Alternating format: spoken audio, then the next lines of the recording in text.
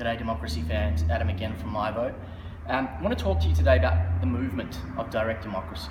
You're seeing it everywhere, you're hearing it everywhere, it's in every newspaper, it's on every podcast. Everybody has started to recognise, and there is a legitimacy to the conversation, that our current system is reaching the end of its usefulness. And as many of you know, there are lots of versions of democracy innovation happening all over the world. There are tons of tools and resources to go to. I urge you to go and read Democracy Squared. I urge you to go and look at Democracy Earth, look at what happened in Iceland with the crowdsourced constitution, look at Estonia becoming a digital country effectively, have a look at what's going on with Polis in Taiwan and the way that they're changing the judicial system. There are changes happening everywhere. And this ecosystem is tighter than you think it is. Whilst it might look like that we're all competitors and we're all trying to push forward our own solution to these problems, the reality is actually a bit more nuanced than that. All of us are here because we believe the system doesn't do what it needs to do, and it's taken away your voice. That's the only birthright you have. You know, the distinction between politics and democracy is profound. Politics is about what happens in Washington and Canberra and number 10 Downing Street in the Parliament, Westminster.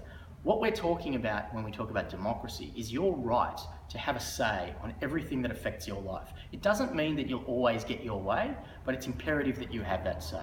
So within the ecosystem of democracy innovation, there are lots of different players who have their own perspective about how the world should work. And I urge you to look at all of those different things, because the ecosystem itself is global, it's interesting, it's fluid and changing, but ultimately it's inevitable. Direct democracy is not something that might happen. Direct democracy is something that is happening.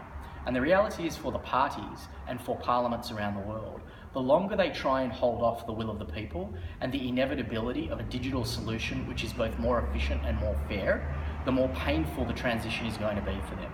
But absolutely mark our words. Within the next 20 years, you will vote on every policy digitally through your phone, no matter what. It might be with MiVote, I certainly hope it is. It might not be with MiVote. But the reality is that it's coming, and it's coming because people are hungry for change. They're hungry to be heard, and they're hungry for fairness.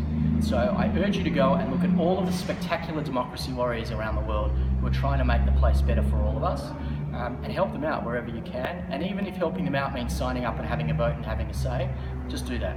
Okay, thanks a lot.